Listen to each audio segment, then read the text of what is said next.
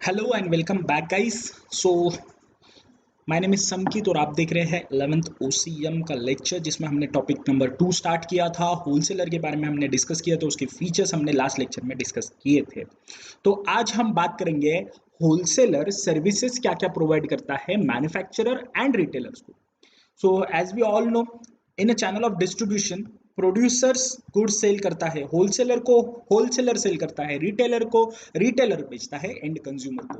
तो होलसेलर के बारे में बात कर रहे थे हम कि होलसेलर क्या होता है, मिडलमैन होता है एंड मिडलमैन क्या क्या सर्विसेज देता है मैन्युफैक्चरर एंड रिटेलर को। मतलब होलसेलर के पहले कौन आता है, मैन्युफैक्चरर, एंड होलसेलर के बाद कौन आता है, रिटेलर।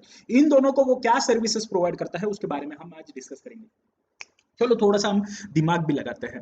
देखो सिंपल सी बात है, होलसेलर है तो वो क्या करता है, गुड्स परचेस करता है, किससे, मैन्युफैक्चरर से। और लार्ज क्वांटिटी में गुड्स परचेस करता है तो लार्ज क्वांटिटी में फंड भी उसको देता होगा। देन उसके बाद में जब गुड्स वो परचेस करता है, इसका मतलब प्लेस यूटिलिटी प्रोवाइड कर रहा है प्रोड्यूसर को, यानी कि वो गुड्स जो है वो स्टोर करके रखेगा खुद के पास, प्राइस स्टेबिलिटी मेंटेन करेगा। राइट, इससे क्या होगा फायदा मैन्युफैक्चरर को, कि मैन्युफैक्चरर को और नए गुड्स प्रोड्यूस करने में हेल्प होगी। इससे क्या होगा फायदा मैन्युफैक्चरर को, मैन्युफैक्चरर के पास फंड रहेगा गुड्स प्रोड्यूस करने के लिए।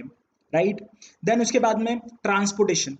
हमने देखा कि फीचर्स में लास्ट वाला फीचर क्या था कि wholesaler perform the marketing function like assembling, warehousing, transporting, grading, packing, advertising and financing. देखो मैन्युफैक्चरर के गुड्स का एडवर्टाइजमेंट होलसेलर कर रहा है, उसका ट्रांसपोर्टेशन होलसेलर कर रहा है, तो ये सर्विसेज ही हुई ना। दूसरी बात, वो बल्क में गुड्स परचेस करता है तो प्राइस स्टेबिलिटी मेंटेन करने के लिए भी हेल्प होगा। और सबसे इंपॉर्टेंट चीज, मैन्युफैक्चरर से कांटेक्ट कौन करता है, होलसेलर। तो होलसेलर ये मार्केट की इंफॉर्मेशन मैन्युफैक्चरर को प्रोवाइड करेगा कि कंज्यूमर की क्या रिक्वायरमेंट है, वो मैन्युफैक्चरर को प्रोवाइड करेगा। सर कैसे, तो वो रिटेलर से भी डीलिंग करता है और रिटेलर कंज्यूमर से डील करता है। तो कंज्यूमर रिटेलर को इंफॉर्मेशन देगा, रिटेलर होलसेलर को देगा एंड देन होलसेलर मैन्युफैक्चरर को देगा।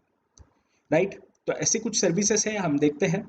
Services of where wholesalers, the wholesaler provides valuable services to manufacturer and a retailer. तो मैन्युफैक्चरर के लिए सर्विसेज क्या क्या है, सबसे पहले large purchase.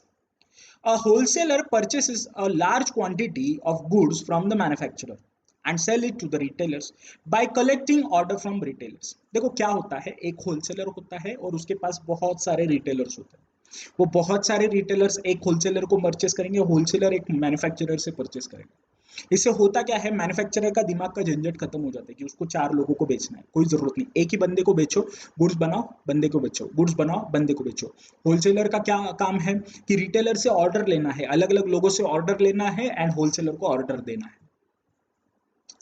Storage, a wholesaler has his own storage facility which he uses to fill the time gap between production and consumption of goods। क्या करता है सर, ये बहुत इंपॉर्टेंट काम करता है। और wholesaler has its own storage facility, wholesaler ये बल्क में गुड्स परचेस करेगा तो बल्क में उसके पास स्टोरेज भी चाहिए होगा, उसके पास स्टोरेज फैसिलिटी है, इसीलिए है तो वो क्या करेगा, बल्क में गुड्स परचेस करके लेगा और सबको थोड़ा थोड़ा थोड़ा थोड़ा बेचेगा। देखो सिंपल सी बात है, एक होता है प्रोड्यूसर, ठीक है, और होता है होलसेलर, और बहुत सारे होते हैं retailers, R1, R2, R3, R4, R5, R6 and in retailers के अलग अलग कंज्यूमर्स। ओके, समझ रहे हो ये चेन कैसा चल रहा है। तो कंज्यूमर्स जो होते हैं ना, ओके, यहां पर बताता हूं मैं आपको, consumer consumer consumer consumer consumer, ये कंज्यूमर्स ऑर्डर देते हैं रिटेलर को, रिटेलर ऑर्डर देता है होलसेलर को, होलसेलर ऑर्डर देता है प्रोड्यूसर को। अब प्रोड्यूसर को पता करना है कि कंज्यूमर को क्या रिक्वायर्ड है, तो वो कैसे पता करेगा सर, वो पता करेगा होलसेलर के हेल्प से, क्योंकि होलसेलर पूछेगा रिटेलर को, रिटेलर पूछेगा कंज्यूमर को। समझ में आ रहा है। सो ये चैनल, ये जो सिस्टम है ये फॉलो होता है किसी भी बिजनेस साइकिल में, और ये बिजनेस साइकिल कंटिन्यू होती है। समझ रहे हो मैं क्या बोल रहा हूँ। तो जब बल्क में वो गुड्स परचेस करेगा, स्टोरेज फैसिलिटी प्रोवाइड करेगा, किसको, मैन्युफैक्चरर को। A wholesaler has his own storage facility which he uses to fill the time gap between production and consumption of goods। Production and consumption के बीच का time gap fill करने के लिए wholesaler जो है वो सर्विस प्रोवाइड करता है मैन्युफैक्चरर को। देखो सर मैं टेक्स्ट बुक में से क्यों ले रहा हूँ, क्योंकि यहाँ पर बहुत सारे नए नए वर्ड्स है वो आपको समझना जरूरी है। लिखना क्या है कैसे है मैं आगे आपको धीरे धीरे बताते जाऊंगा, हर एक चीज में डिटेल में डिस्कस करने वाला हूँ। अभी फिलहाल कंसेप्ट क्लियर करना बहुत जरूरी है। देखो अगर सीसी है, सीसी यानी कि क्या, कंसेप्ट क्लियर, तो आगे बात बनती है। ठीक है, कंसेप्ट आपको क्लियर होना चाहिए।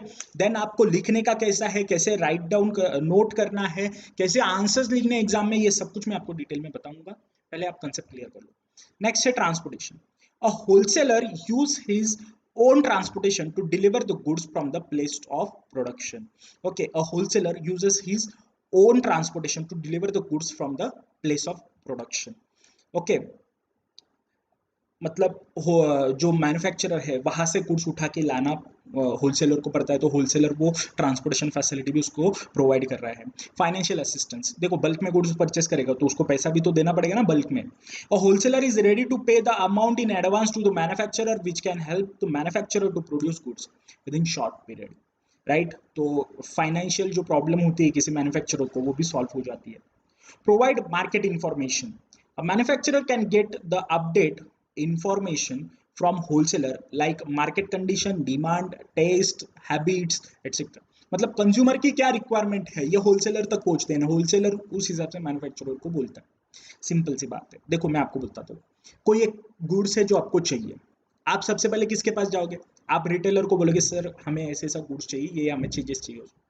रिटेलर किसके पास जाएगा, होलसेलर के पास, और होलसेलर किसके पास जाएगा, मैन्युफैक्चरर के पास। तो मैन्युफैक्चरर को इन्फॉर्मेशन कहां से जा रही है, होलसेलर थ्रू। आप डायरेक्टली मैन्युफैक्चरर को बोलते हो क्या कि नहीं नहीं ये गुड्स अच्छे नहीं है या ऐसा है वैसा है, नहीं, ये चैनल ऑफ डिस्ट्रीब्यूशन से थ्रू ही आपको जाना पड़ता है। नेक्स्ट है risk bearing. Risk bearing, a wholesaler takes the risk in his business by financing and storing large quantity goods. Sometimes he may bear the loss. Of course, sometimes उसको खुद को loss bear करना पड़ता है। Marketing functions. A wholesaler carries various marketing functions like warehousing, advertising, sales, promotion, etc. on behalf of the manufacturer. Manufacturer के behalf पे ये सारी services वो bear करता है। तो कोई दिक्कत इसमें, तो होलसेलर मैन्युफैक्चरर्स को क्या क्या सर्विसेज प्रोवाइड करता है, सबसे पहले large purchase, storage facility, transportation, financial assistance, provide market information, risk bearing and marketing function. Marketing क्या होता है सर, मार्केटिंग यानी कि आपकी एडवर्टाइजमेंट है, वेयर हाउसिंग है, सेल्स प्रमोशन है, अलग अलग फंक्शंस को सब एक साथ में हम क्या बोलेंगे, मार्केटिंग। ठीक है बच्चों, कोई दिक्कत यहाँ तक। नेक्स्ट सेकंड पार्ट हम देखते हैं सर्विसेज टू रिटेलर। अभी मैन्युफैक्चरर को वो सर्विस क्या क्या प्रोवाइड कर रहा था उसके बारे में हमने डिस्कस किया।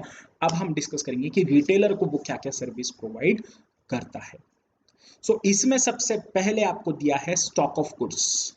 गुड्स का स्टॉक होलसेलर मेंटेन करता है, तो रिटेलर को जैसे जैसे रिक्वायरमेंट रहेगी वैसे वैसे वो परचेस करेगा। A wholesaler keeps the large stock of goods, therefore retailer can get the goods easily when the consumer asks for the goods. देखो रिटेलर मतलब छोटा वाला बिजनेस वाला, राइट। तो छोटा बिजनेस मतलब छोटी स्टोरेज होगी उसके पास, छोटा पैसा होगा मतलब कम पैसा होगा, तो उसको जैसे जैसे कस्टमर से ऑर्डर आएंगे वैसे वैसे वो होलसेलर से परचेस करके लाके गुड्स दे सकता है, डायरेक्ट उसको मैन्युफैक्चरर के पास जाने की जरूरत नहीं है। नेक्स्ट है regular supply. A wholesaler assures a regular supply of goods to the retailers. Therefore, retailer are free from storing goods.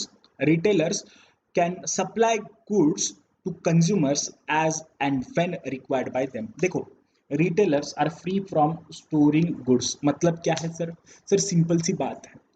देखो रिटेलर को भी गुड्स स्टोर करके रखने पड़े तो एक तो सबसे पहले रिटेलर ये स्मॉल सेलर होता है, उसके पास जगह नहीं होती, उसके पास पैसा नहीं होता स्टोर करके गुड्स परचेस करके रखने के लिए।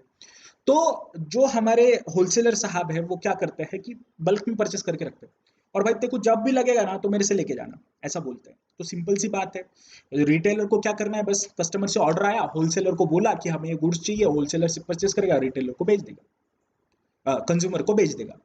तो रिटेलर का यहाँ पर बहुत ज्यादा हेल्प होता है होलसेलर के थ्रू कि उनको बल्क में गुड्स परचेस करने नहीं पड़ते, स्टोरेज नहीं देना पड़ता, पैसा ज्यादा लगाना नहीं पड़ता। नेक्स्ट है risk bearing. The wholesaler bears the risks of price and market fluctuation. Large stock of goods, therefore, retailers are free from this risk. देखो अलग अलग रिस्क, अलग अलग जो बोलते हैं ना प्रॉब्लम्स फेस करने पड़ सकते हैं रिटेलर को, कि मार्केट में प्राइस फ्लक्चुएशन होता है, या फिर लार्ज स्टॉक अगर आप परचेस करके रखते हो वो खराब होने के चांसेस होते हैं, पैसा बहुत ज़्यादा लग जाता है. तो ये सारे रिस्क जो है वो होलसेलर बियर कर रहा है आपके बिहाफ पर. आपको जब लगा तब गुड्स लेके आओ. ओके. Next, financial support. अभी क्या होता है कि होलसेलर कभी कभी उधार भी गुड्स देते हैं क्योंकि उनके पास पैसा होता है, तो वो उधार भी देते हैं रिटेलर को, क्योंकि रिटेलर ये स्मॉल बिजनेस है तो उसके पास फंड का प्रॉब्लम हो सकता है. Wholesaler provide financial support by way of credit facility. Credit facility मतलब क्या? क्रेडिट में देना मतलब क्या? उधार. क्रेडिट मतलब क्या? उधार. ओके. तो उधार देने का फैसिलिटी यहाँ पर आपके पास अवेलेबल हो जाएगा रिटेलर्स को. किसके थ्रू? होलसेलर के through. Next, such support increase the effect of working capital of the retailer. Working capital मतलब खेलते भांडवल, मतलब पैसा चाहिए होता है बिजनेस में. ओके. कैश चाहिए होती है. आपके पास करोड़ों की इस्टेट है, करोड़ों की प्रॉपर्टी, लेकिन एक गुड्स परचेस करने के लिए, रॉ मटेरियल परचेस करने के लिए आपके पास पैसा नहीं, कुछ फायदा नहीं आपकी करोड़ों की प्रॉपर्टी का. तो फाइनेंशियल सपोर्ट ये प्रोवाइड करने का काम कौन करता है? होलसेलर करता है. नेक्स्ट है market information. Wholesaler provide variety of information about market condition of different products. This information is regarding new product, variants of product, new schemes on existing products, etc. Sometimes wholesaler guide retailers about when to buy and how to buy, etc. देखो wholesaler के पास है ना पैसा बहुत है, information है उसके पास, अलग अलग मैन्युफैक्चरर से वो गुड्स परचेस कर रहा है.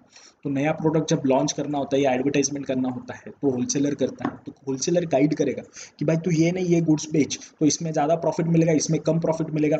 उस हिसाब से वो गाइडेंस देता है. और इसका हेल्प किसको होता है? एट द एंड रिटेलर को होता है. क्यों होता है? तो सर उसको पैसा कहाँ लगाना, सही तरीके से पैसा कहाँ से कमाना, ये सब कुछ इंफॉर्मेशन वहाँ पर उसको मिलेगी. नेक्स्ट बात करते हैं sales promotion. A wholesaler does advertisement and also promotion of the goods which can help the retailer to increase the sales. Simple सी बात है, कंज्यूमर तक पहुंचाने का काम तो कौन? होलसेलर ही करके दे रहा है आपको. होलसेलर खुद एडवर्टाइजमेंट कर रहा है, खुद प्रमोट कर रहा है, जिसके वजह से कस्टमर आ रहे हैं आपके पास, रिटेलर के पास, कि सर हमें ये गुड्स दो, इसके एडवर्टाइजमेंट हमने देखी. तो होता क्या है, रिटेलर को सेलिंग में बहुत ज़्यादा हेल्प करता है होलसेलर. तो इसलिए होलसेलर बहुत इंपॉर्टेंट है मैन्युफैक्चरर के लिए भी एंड रिटेलर्स के लिए भी. तो होप सो आज जो हमने देखा वो आपको समझ में आया होगा. आज हमने देखा कि होलसेलर क्या क्या सर्विसेज प्रोवाइड करता है मैन्युफैक्चरर को एंड रिटेलर को. मैन्युफैक्चरर जिससे वो गुड्स परचेस करता है, रिटेलर जिसको वो गुड्स बेचता है. तो होप सो आपको समझ में आया होगा क्या क्या हमने लिया. और कोई दिक्कत होगी तो आप कमेंट करके पूछ सकते हो, और मुझे व्हाट्सएप भी कर सकते हो, या मेरा नंबर डिस्क्रिप्शन में दिया गया है. जो भी आपको डाउट हो गया आप क्लियर कर सकते हो. और पुराने वीडियो अभी तक नहीं देखे तो रिक्वेस्ट है वो देख लो, कंटिन्यूएशन में आ जाओ, क्योंकि अभी बहुत दिन हो चुके हैं. अभी आज लगभग 25 तारीख है, 25 अगस्त है, तो आपका एडमिशन प्रोसेस भी लगभग कंप्लीट होते आएगा अभी थोड़े दिनों में. तो फुल फ्लेज में हमारा चालू हो जाएगा. लगभग अभी हमारा सेकंड टॉपिक चालू है, तो फर्स्ट टॉपिक के लेक्चर्स आपको सब देख लेना है, जो भी लिंक में आपके पास अवेलेबल है.